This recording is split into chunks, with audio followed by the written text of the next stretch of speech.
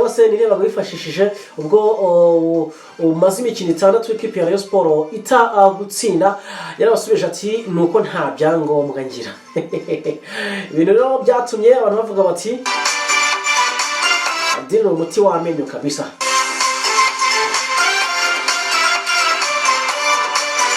Ati Adil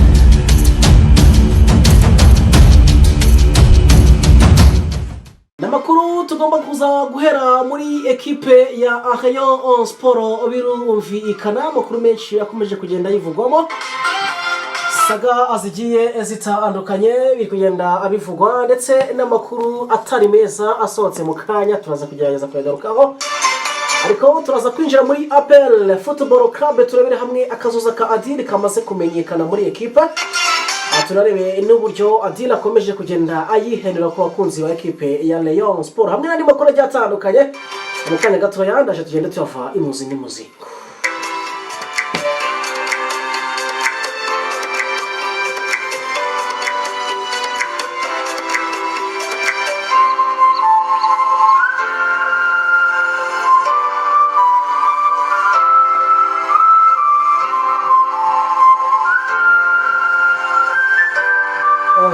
Birumvikana rero muri kino kiganiro turagenda adusangira ibitekerezo ni kuri nimero yacu ya telefone waze kumenyera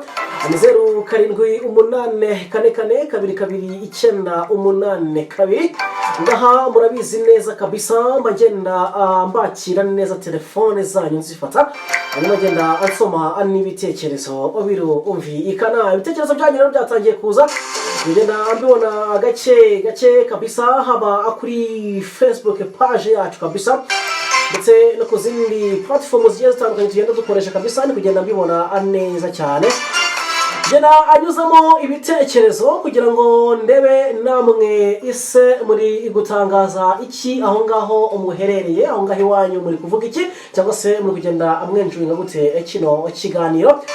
Nitwa Jason maze kubimenyera ubwo nahoze mbona hari abantu bari kugenda babariza ngo bajye basuhuza niba ushaka ko tujya dugusuhuza kabisa ujye usiga igitekerezo cyawe muri comment hanyuma utubwira ati kabisa turi tayari tuzajya tubikora kandi tumeze neza ibyo nta kibazo kabisa tuba tumeze neza kabisa atugenda atubasuhuza neza cyane kandi ndetse mugasura ndakubona neza cyane kabisa maze kugera kuri YouTube channel yacu kabisa kugera azamura ikiganza avuga ati ndahari meze neza.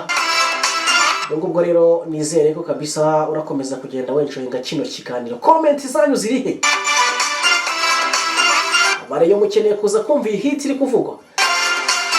Ntabwo byoroshye muri Rayon Sport kabisa ari kuvuga muri uruntu.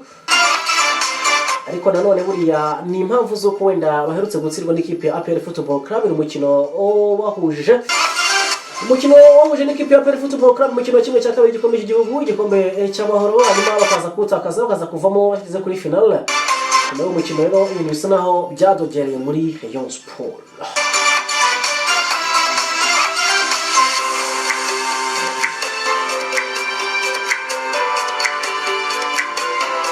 Wenda mbere yuko twinjira neza mu bijyanye na ibintu bikora muri ikipe ya Rayon Sport reka tubanze duce muri mukeba APR Football Club witwa Adil kabisa kazoza ke muri ikipe ya APR Football Club kamaze kumenyekana ni byinshi bikomeje cyane kaza kugenda abivugwa ariko hari n'ibyagiye bivugwa mbere yuko ibingibi biba ubwo rero birumvikana kabisa hari icyo nakwita babyita mu Kinyarwanda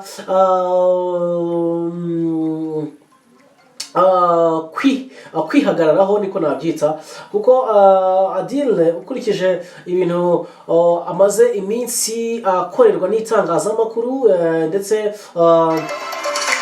n'uburyo amaze iminsi afatwa mu itangazamakuru navuga ko bigoye cyane kugira ngo ubone umuntu nkuriya uyatabuta ku kibuga akagira byinshi atangaza arangira ngo hari ibintu bikomeye cyane yatangaje nyuma yo gutsinda ikipe ya APR ya Rayon Sport mbabarire murabyibuka neza bwo yavuga ati kabisa bari bamubajije ati niki nirihe banga wakoresheje cyangwa se nirihe banga wifashishije ubwo umaze imikino 6 ikipe ya Rayon Sport gutsinda yarabasubije ati nuko nta byangombwa ngira. Ibintu rero byatumye abantu bavuga bati Adil umuti wamenyo kabisa.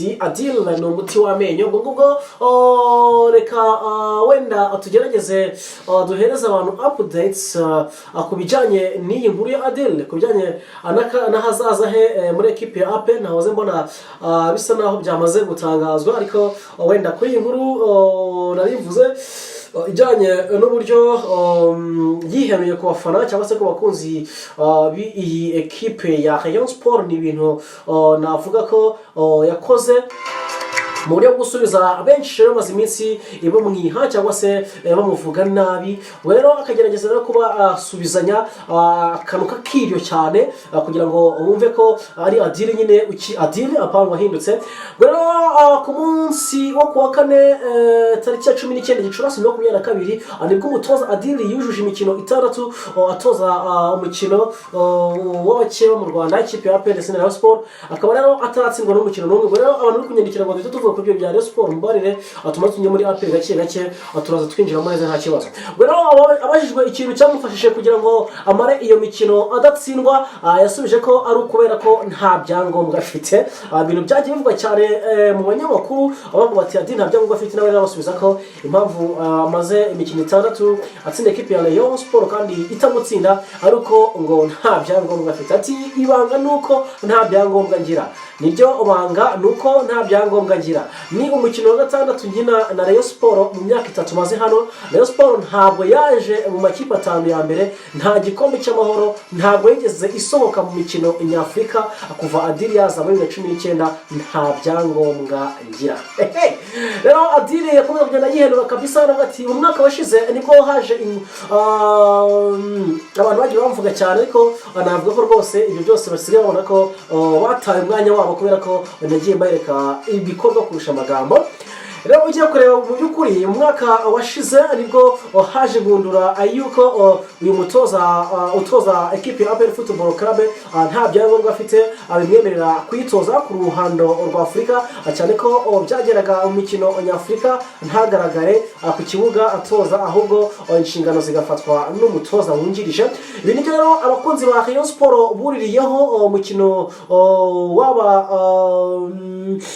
bagiye buriraho cyane mu mikino yagiye bahuza umukino waburangiye bakaririmba ngo atoza nta byangombwa bifashishije ijambo ry'igifaransa ngo sans papier nawe rero akaba yabasubije ko ari byo banga akoresha kugira ngo abashe kuba yatsinda ekipe ya Rayon Sport rero ibintu byadiri kugenda byihutisha cyane kugira ngo twinjire neza mu makuru aho muri Rayon Sport kubera ko navuga ko ari byinshi cyane ariko tubaza kwibanda ku muri sotse mu kanya muri Rayon Sport nyuma rero kuva yaza muri APR Football Club ndavuga Adil 19 amaze guhura na Rayon Sport inshuro zigera kuri 6 harimo inshuro ye za shampiyona anebyiri mu gikombe cy'amahoro muri iyo umikino ubanganyijemo imikino 2 yose ubusa ku busa hanyuma atsindamo imikino 4 aho yatsinze ibitego 2 ku busa igitego kimwe ku busa ibitego 2 kuri kimwe ndetse n'ibitego 2 kuri kimwe aherutse gutsinda akumunsi yo kuwa kane rero navuga ko ari ligasi cyangwa se ari ibikorwa bya Adil muri ekipe ya APR ndetse no muri competition akina n'ekipe ya Rayon Sport navuga ko rero uribaze neza afite ibigwi byiza imbere ya mukeba cyangwa se afite icyo nakwita uruvugiro afite uruvugiro kabisa ubwo rero hari byinshi mu kanya gato ndaje nsoma ibitekerezo byanyu uko ndabona byo bimaze kuba byinshi twinjire neza muri Rayon Sport dutuje tumeze neza twafata ku mazi hanyuma nze duzangire no muri ekipe ya Rayon Sport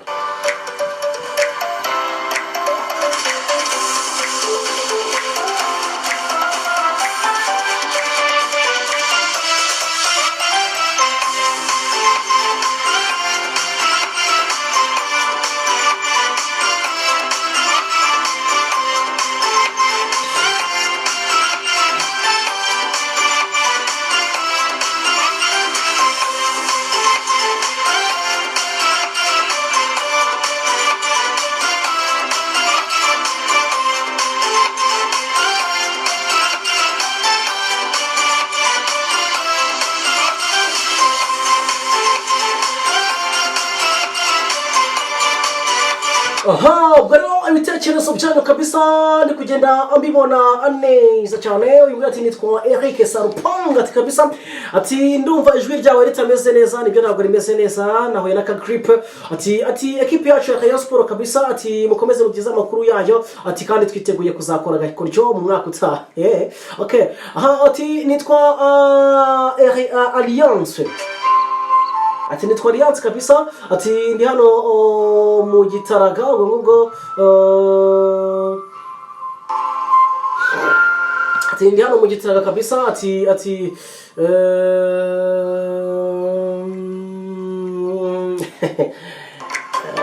no ndeka we ni hatari kweli.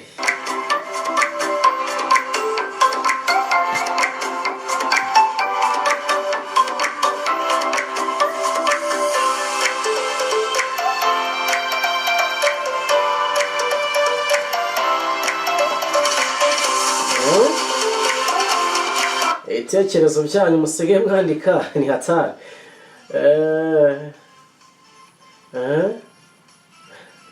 Hatari kabisa. Ndabona rero abantu benshi bagenda bavuga kuri Rayon Sport ayo mwaka utaha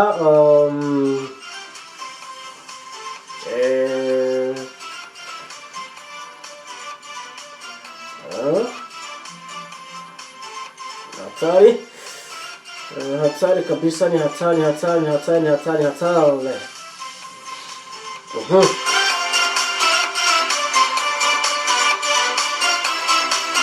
Hanyuma rero amakuru ari kuvuga muri Rayon Sport ntayandi n'abakinyi bagera kuri babiri yamaze kurambagiza, ariko hari hashize iminsi n'ubundi bavuga ko biteguye kubasinyisha. N'abakinyi rero babiri harimo Shabani Hussein Chabalala. Uyu nguyu ni umukinnyi w'ikipe ya AS do Kigali kabisa. Makuru aha rero ngo nuko uyu mukinnyi bashobora kuba yamaze kumvikana n'ikipe ya Rayon Sport kugira ngo abashe kuba yayikinira igihe kingana n'imyaka 3. Makuru ahari kandi yizewe ngo nuko Hussein Chabalala kabisa bamaze kumvikana. Raza mu kanya gatoya wumve neza operation byo yatangiye.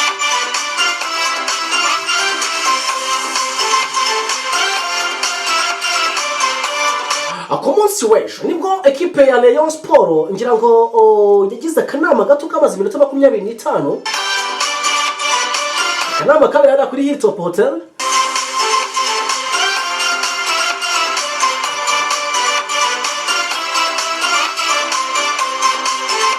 Nako rero ari akanama ahanini kibanze ku bijyanye no kurebera hamwe umusaruro mubi uri kuboneka muri Rayon Sport, ariko ahanini abatekereza kurebera hamwe noneho ibyo bazakora umwaka utaha. Ubwo ni mu mikino y'umwaka utaha nyine muri shampiyona ndetse n'igikombe cy'amahoro n'icyo kibaye. Ubwo rero bakavuga bati byangaye bya akunda kabisa. Ati tugomba gutekereza neza uko twazakora akazi gakomeye umwaka utaha. Ubwo rero mu makinyi batangiye gutekereza ngo wese banatekereza ku ikubitiro n'uwitwa Shabani Hussein Chabalala, ndetse bagahita bagirana ibiganiro ku murongo wa telefone ku munsi w'ejo. Chabalala yakiriye telefone ivuye muri Rayon Sport, hanyuma amuhereza briefing amubwira ko akenewe muri Rayon Sport. Icyo yasubije nuko ngo ari tayari. Chabalala ngo ari tayari kabisa.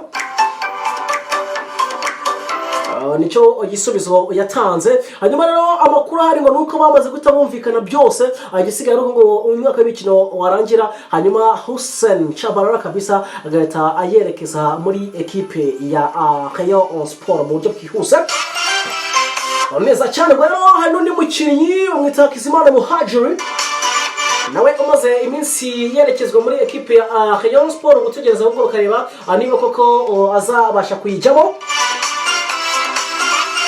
Amakuru ahari avuga ko Kizimana Muhajiri bamaze kumvikana, ndetse kujyanye ngo ni n'amafaranga azakinira cyangwa se n'imyaka azakina muri ekipe ya Rayon Sport ngo byamaze kumvikanwaho. Bamaze kubyemeza kuba bishyira ku murongo. Igisigaye ngo nukureba ese uyu mwaka w'imikino uzarangira ryari kugira ngo bashe no guhita baterekaho umukono kubera ko bisa naho byarangiye. Nguko nawe bya Muhajiri na Shabani Hussein Chabalala bagomba kwerekeza muri Rayon Sport umwaka utaha w'imikino.